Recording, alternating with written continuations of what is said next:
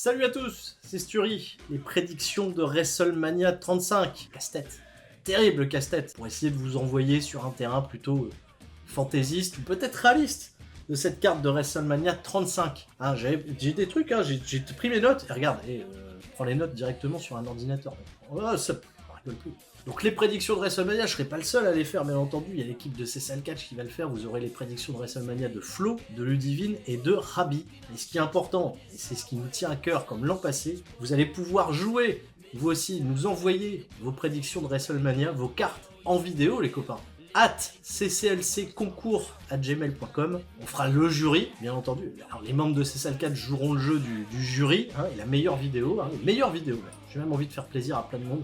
Les 3 meilleures vidéos repartiront avec des goodies. Hein, voilà, les vidéos, hein, pas ceux qui les auront fait. C'est les vidéos qui auront des goodies. Non, je déconne. Les créateurs, bien entendu, auront des goodies. Donc vous pouvez jouer jusqu'au Royal Rumble, on va dire 2 jours avant le Royal Rumble, le vendredi 20, on va être le combien vendredi 25 janvier, voilà, pour jouer jusqu'au jeu vendredi 25 janvier, jusque minuit, voilà, du samedi. Et lors du Super Kick-Off, on vous révélera le nom du vainqueur.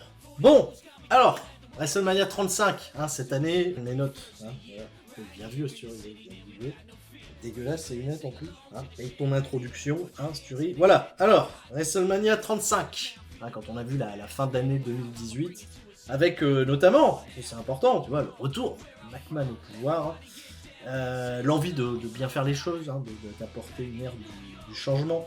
Alors j'ai retourné les situations dans tous les sens, hein, j'ai essayé d'être réaliste, optimiste, même totalement fou, hein, sur certains choix. Si ça arrive, vous allez être content. Hein. Moi en tout cas je serai content. Mais en même temps c'est ça WrestleMania. WrestleMania on est là aussi pour rêver, hein, voilà, c'est ça qui est important. Alors rêvons les amis, et évadons-nous, partons à l'assaut de cette carte de 13 matchs, avec, pour commencer, le kick-off. André the Giant Memorial Bataille Royale. Hein, voilà, comme à l'habitude, ça change pas, ça sert à rien. C'est surtout pour caser tous ceux dont on sait pas quoi faire, finalement. Donc, bien sûr, comme à l'habitude. Donc, dedans, tu mets Mustafa Ali, voilà, qui gagnera pas, mais qui aura un bon run. Il va éliminer pas mal de monde, ça va être sympa. Lars Sullivan, hein, ça n'a pas marché, Lars Sullivan. L'arrivée dans le roster principal, non. C'est le dernier éliminé. Il va se faire éliminer par Rey Mysterio, parce que Rey Mysterio, quand même pas mal, tu vois, que Rey Mysterio gagne le trophée André de géant. Hein. Lui qui a tué tellement de géants avant ça, tu vois, c'est beau. Hein, on commence avec un peu d'émotion. Et on push du sang frais. Les Cruiserweight dans le kick-off. Bah oui, Cruiserweight. Malheureux Cruiserweight dans le kick-off. Fatal 4-Way avec Buddy Murphy qui défend le championnat Cruiserweight contre Cedric Alexander, forcément. Voilà, ça n'avance pas pour Cedric Alexander, il se retrouve là. L'Io Rush, hein, Bobby Lashley sera dans le kick-off malheureusement. Donc j'ai peut-être mis plus tard, non, je sais plus. Non, Bobby Lashley, non, il est dans le kick-off, il est dans la bataille royale, il fait rien. Il se fait éliminer par Mustafa Ali. L'Io Rush, donc du coup, qui a son match, et Hideo Itami, qui revient, c'est le 4ème que j'ai choisi, Hideo Itami, qui reprend un peu de sa superbe. D'ailleurs, c'est même Hideo Itami qui remporte le match. Voilà, ça fera... Je sais pas du tout où ça ira, mais Hideo Itami remporte le match. 10 minutes, hein, petit match sympa qui décevra encore bien entendu tous les fervents défenseurs de 205 Live, parce que le match est encore une fois dans le kick-off, mais bon, hein, on ne peut pas malheureusement tout avoir les amis. Et enfin, bien entendu, comme l'année dernière, Women Bataille Royale, hein, une bataille royale de femmes, hein, pas Mayon, pas Fabulous Moula, personne, hein, trophée vagin comme l'année dernière, qui ne servira à rien d'ailleurs. L'année dernière, Naomi, qui s'en souvient, ça servait à rien, du tout. Ember Moon remporte la bataille royale et élimine Nia Jax, hein, petite revanche de ce qui s'était passé à WWE Evolution, et c'est le moment un peu de le lancer Ember Moon. On espère, parce que chouette catcheuse, hein, et peut-être que 2019, elle détiendra l'honorifique titre décerné par CSL Catch de Elle Mérite, parce qu'elle mérite mieux, faut dire ce qu'il y a. Alors, la carte principale, ouais, bah en fait, je vois mieux sans mes lunettes, donc je vais les retirer, parce que sinon, ça... Hein, plutôt étonnant. Peut-être que 2019, ma myopie se réglera, elle aussi. On commence avec le championnat intercontinental, et match de l'échelle, 6-man ladder match. Oui, comme les dernières, en fait, je mets des matchs de l'échelle, pour faire des multi-man match, et on se prend pas trop la tête. Dean Ambrose est toujours champion, défend contre Finn Balor, que j'ai pas su caser ailleurs, malheureusement, mais bon, Finn Balor... prévu par WWE pour avoir un gros push. Dolph Ziggler, l'adepte, tu vois, de ce genre de match, de l'échelle où il va pouvoir faire des spots. Braun Strowman est également dans ce match. Et ouais, pas de projet particulier pour Braun Strowman. Une chance pour devenir champion intercontinental. Drew McIntyre, malheureusement. Ah bah ouais. McIntyre, il garde beaucoup de place à prendre à WrestleMania. Drew McIntyre et EC3. Parce qu'à un moment, ils ont ramené EC3, donc... il y a EC3. Peut-être quelque chose, parce qu'en même temps, Finn Balor, seul babyface, tu vois, dans tout le truc, c'est pas simple. Ah oui, Braun Strowman, on sait pas trop. Braun Strowman, petit babyface. 3 babyface, 3 heels. Débrouillez-vous avec ça. Finn Balor devient champion intercontinental. Il redonne des lettres de noblesse à ce titre qui en a grandement besoin. Et championnat par équipe de SmackDown pour le second match. The Bar, toujours champion. Ah, ça marche bien pour Sheamus et Cesaro qui dirigent d'une main de maître cette division par équipe. Et qu'est-ce qui se passe face à eux? Ni le New Day. Ah non, New Day, non. Pas de New Day. Dans la bataille de l'Android géant. Pas de Uso non plus. Non. Alors, il y a un Uso qui s'est blessé et l'autre désormais est à la table des commentateurs. Donc pas de Uso. Et l'équipe, que tout le monde voit arriver, tout le monde voit cette équipe arriver en fanfare et faire un gros remue-ménage dans cette division par équipe de SmackDown. The Miz et Shane McMahon qui vont perdre. Alors, ils vont pas devenir champions. Il va y avoir de l'embrouille forcément pendant ce match, alors que tout a été construit de manière à nous laisser sous-entendre que le Miz et Shane McMahon pouvaient faire quelque chose d'incroyable. Mais non, en fait, ça va être un gros match de comédie. The Bar, malheureusement, c'est 2 WrestleMania d'affilée où ils sont dans de la grosse comédie. Mais bon, il faut souffler. Soufflons un peu, tu vois, après un 6-man ladder match où ça a pété dans tous les sens. The Bar reste champion, voilà. Pas de feel-good moment sur ce match. Et ben j'enchaîne directement avec les championnats par équipe de Raw. Et là, grosse affiche. Là, petite pépite, je la mets peut-être un peu tôt dans cette carte, mais elle va faire bien plaisir. Et tu vas voir quand même la différence de niveau où à SmackDown, t'as les meilleures équipes et finalement t'as un match de comédie. Et à Raw, on a décidé, tu vois, d'offrir un match, dream match comme ça, balancé, pourra arriver, pourrait être très bien d'ailleurs. Les champions par équipe de Raw ne sont nul autre que Sami Zayn et Kevin Owens. Bien sérieux là, on est pas mal. Sami Zayn, Kevin Owens, qui sont de retour à Monday Night Raw et qui prennent les championnats par équipe. Ils les prennent d'abord au Revival, qu'ils ont repris, tu vois, Revival, pas là, Revival, Bataille Royale d'André le Géant. Ils les ont pris à Chad Gable, Bobby Roode, dans la Bataille Royale d'André le Géant également. Sami Zayn et Kevin Owens, champions par équipe, défendent contre une équipe fraîche, et ça c'est plutôt joli, Tommaso Ciampa et Johnny Gargano, DIY. T'imagines le truc quand même? Zayn et Owens contre DIY, 3e match. Ça dépasse un peu les espérances, ça va être très costaud, tellement costaud qu'il va falloir là encore un peu souffler derrière, et pourtant je vais pas vous faire souffler les amis. Ciampa et Gargano vont remporter les championnats par équipe grâce à une intervention de personne en fait, ils gagnent leur match, voilà, ils lancent leur truc, ils sont cruels, machiavéliques, et on a une superbe guerre qui débute dans cette division par équipe de Raw, la plus belle peut-être qu'on ait pu avoir depuis ces 10 dernières années, facilement. Championnat féminin de SmackDown. Tu vois, je souffle pas tout de suite. Asuka qui arrive, qui défend le championnat contre celle qui a remporté le Royal Rumble.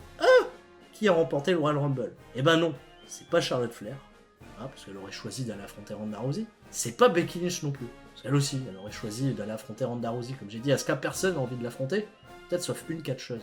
Une catcheuse qui a peut-être bien envie d'affronter Asuka, parce que dans la hiérarchie, Asuka... plus longue championne de NXT, c'était quelque chose. Il y a quand même un gros palmarès, tu vois, comme ça, elle est taquinée. Et là, c'est Shayna Baszler qui remporte le Royal Rumble cette année, qui arrive d'NXT. Elle aura perdu son titre, malheureusement, contre Bianca Belair. Et là, boum, elle arrive, championnat de SmackDown. Elle va affronter Asuka, parce qu'elle ne va pas décider d'affronter sa pote Ronda Rousey. Elle va affronter Asuka, et on se retrouve avec Shayna Baszler, championne à SmackDown. Et on relance totalement cette division de SmackDown avec Shayna Baszler. Ouais, on va pas traîner. Push immédiat, ça va le faire. Asuka, Baszler. Et ça va être très bien. Ça va être très très bien. Enfin, 5e match, avant la pause, parce qu'il va y avoir une pause, les cérémonies du Hall of Fame et tout ça. 5e match, le championnat WWE. Comme ça, hop, SmackDown. On a épuré plein de choses. Et oui, SmackDown, c'est super ce qu'il y a SmackDown, mais malheureusement, tu sais bien, tu vois, ça restera toujours le showbé dans l'esprit de WWE. Donc, première partie, SmackDown. AJ Styles défend le championnat WWE qu'il aura repris à Daniel Bryan au Royal Rumble, parce que Daniel Bryan à un moment c'est bien, mais on va aller où Par contre, la nouvelle personnalité d'AJ Styles peut être très intéressante, et face à lui, c'est pas une surprise, Randy Orton, on s'est présagé déjà depuis quelques temps, peut-être pour un match simple, mais je préfère y ajouter le championnat WWE, il y a du prestige sur AJ Styles, Randy Orton, ça peut être une très très bonne écriture, une très très bonne storyline, et AJ Styles va conserver le championnat WWE. Pas mal, puis Chouette match, avec des petits rappels, hein, tu vois, ce qui s'était passé déjà lors de leur premier affrontement à SmackDown il y a longtemps. Hein. C'était bien, c'était très très bien. Avant la cérémonie du Hall of Fame, hein, on va remercier qui tu veux. Hein, voilà, moi je milite pour Dean Malenko dans le Hall of Fame cette année. Segment un peu improvisé, mais star power à gogo. Hein, c'est le concert d'Elias. Elias qui vient jouer un peu de guitare. Elias qui n'a pas de match, même pas le rabattre Royal géant, malheureux, tu vois, il vient juste pour son concert, parce que l'année dernière, son concert s'était pas bien passé. Bah justement, le concert va pas non plus très très bien se passer cette fois-ci.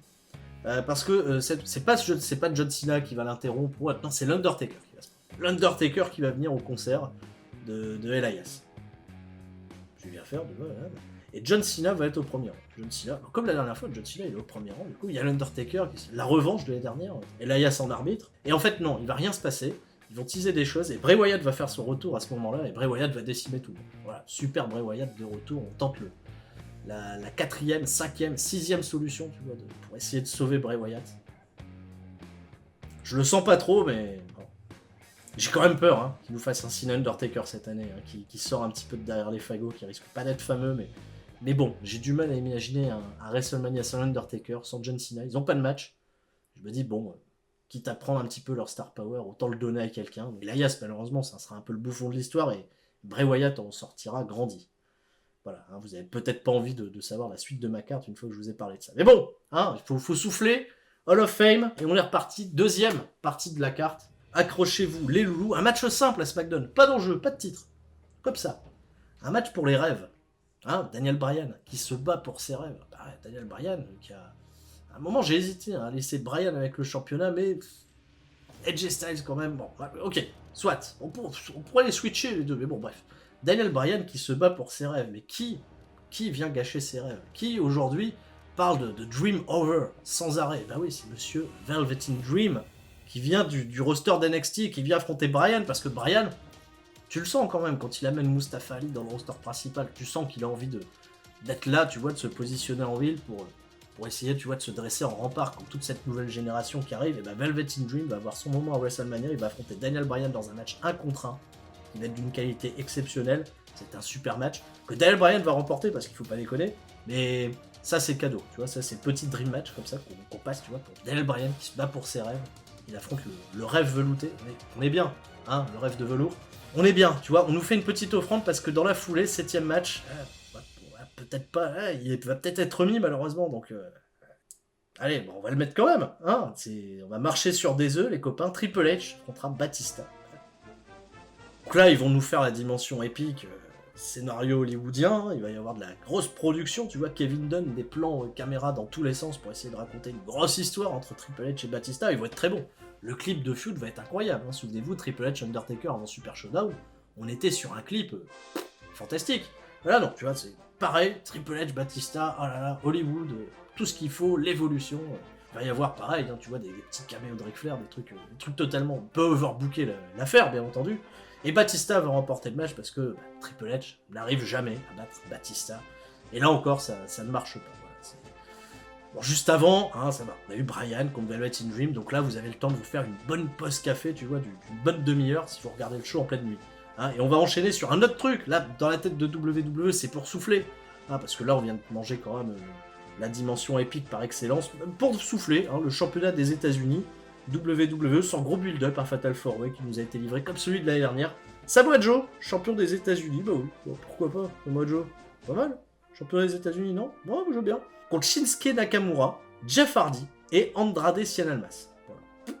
4 mecs comme ça, j'aurais envie de voir dans la carte principale de WrestleMania. C'est match pour souffler, ça fera 8 minutes exactement, et Samoa Joe va conserver un bon match de catch. Voilà, très très bien, c'est bien. Il me reste 2 matchs. Il me reste 2 matchs, si vous avez fait les calculs, hein, il reste 2 matchs de championnat. Eh bien non, les femmes ne seront pas dans le main event de WrestleMania 35. Alors, je vous ai donné quand même DIY contre Sami Zayn et Kevin Owens, je vous ai donné Velveteen Dream contre Daniel Bryan. Je peux pas tout vous donner. Et de toute façon, est-ce que WWE va bien leur donner à ce moment-là? Ouais, je sais pas. J'avais envie d'être un peu fourbe hein, sur cette idée. Donc Ronda Rousey défendra le championnat de Raw. Un triple threat match, hein, ils vont trouver une combine hein, pour nous impliquer, et Charlotte Flair et Becky Lynch. Ça va être bien, hein, ça va être très très bien. Très très grosse ambiance, les gens vont être à fond. Ronda Rousey, Charlotte Flair, Becky Lynch, peut-être le match de la soirée, la grosse énergie. Et la victoire de Ronda Rousey avec l'intervention de la nouvelle championne de SmackDown. Bah oui, parce qu'officiellement aussi, Charlotte et Becky Lynch, elles sont encore toutes les deux à SmackDown. Donc c'est uniquement si elles remportent leur championnat qu'elles peuvent le prendre aux mains de Ronda Rousey. Bah non, Shayna Baszler va intervenir et donner la victoire à Ronda Rousey. On va commencer, tu vois, à semer les graines, hein, tout ce qu'il faut pour le fameux match des 4 Horsewomen 4 contre 4. Il faut savoir également qu'il y aura eu un Facebook Live plus tôt dans l'après-midi où les 4 Horsewomen, enfin ce qui en reste, hein, les Bayley, Sasha Banks affronteront Yasmin Duke et comment elle s'appelle, et Marina Shafir pour les championnats par équipe féminin de Raw. Hein, voilà, qui est même pas sur la carte, même pas dans le kick-off, Facebook Live, hein, dans une salle vide. Très bien. Et enfin, le main event, hein, il nous reste Brock Lesnar qui affronte le vainqueur du Royal Rumble masculin, Seth Rollins. C'est pressenti, hein, on y est, voilà. Les gens vont huer par contre. Ah, ça va mal se passer. Ah, parce qu'ils voulaient, tu vois, les femmes dans le main event. Donc, même si c'est Seth Rollins, on va être dans la même situation qu'au précédent WrestleMania où la foule avait totalement boycotté Roman Reigns, qui sera au premier rang d'ailleurs. Hein, ça a peut-être essayé, tu vois, de sauver Seth Rollins, mais non, rien n'y fait. Brock Lesnar va conserver le titre. Seth Rollins sera pas le sauveur. Bon, ça va huer, ça va pas être bien. Roman Reigns va se lever, mais il est malade. Donc c'est pas bien. Et Brock Lesnar va l'agresser. Ça se fait pas, tu vois. Et eux, ils sont prêts à le faire, tu vois, à WrestleMania, choquer les gens. Décision inadmissible, hein, tu vois, ça va pas se terminer très très belle manière sur WrestleMania 35. Alors pas du tout, non mais bon, je vous ai quand même donné Bryan contre Velveteen Dream. Tu vois, à un moment, je peux être un peu cruel, je me mets à la place de Vince McMahon, ça va être bien quand même de diriger le monde, hein, de diriger des millions de personnes et de dire tiens, on va vous donner ces émotions et on va vous faire rager. Et je pense que si j'avais le pouvoir de Vince McMahon, je ferais exactement la même chose finalement, mais essayer de faire plaisir à tout le monde, c'est gentil, 5 minutes, mais quand même envie de donner beaucoup de rage. Mais c'est pas grave, hein, ascenseur émotif, le Raw du lendemain va être forcément très regardé, et le comportement de Brock Lesnar sera réprimandé, hein, Monday Night Raw suivant, puisque Triple H va lui dire écoute mon bonhomme, ça va pas se passer comme ça, tu vois. Seth Rollins, il est défait, il est pas bien, il est obligé de partir à SmackDown, le pauvre, parce que c'est humilié. Et Triple H va amener un nouveau membre dans le roster principal qui nous viendrait de NXT, qui serait nul autre qu'Aleister Black. Et on a Black Mass, on mettrait Brock Lesnar KO. Hein, dans la foulée, il deviendrait champion universel. Gros départ. Et à partir de SummerSlam, ben écoute, comme c'est Triple H qui l'amène, qu'il a été élu, Aleister Black se ferait huer et on serait exactement la même merde. On serait content 2 minutes. Mais bon, on verra bien. Hein, c'est drôle de carte hein, pour WrestleMania 35. Les pistes sont très très minces. Hein, tu vois, l'année dernière, on était quand même sur quelque chose d'un peu réalisable. Là, je me dis que si ça se réalise, il y a des choses chouettes. Hein. Il y a des choses, j'ai peut-être pas envie de les voir. Après, vous faites votre choix. Hein. Qui aura la meilleure carte hein. Il y aura Flo, Ludivine, Rabi, hein. Peut-être la vôtre même. Et peut-être qu'on aura un clean sheet. Peut-être que ma carte, ça sera exactement celle de WrestleMania. On ne sait pas. Personne ne sait.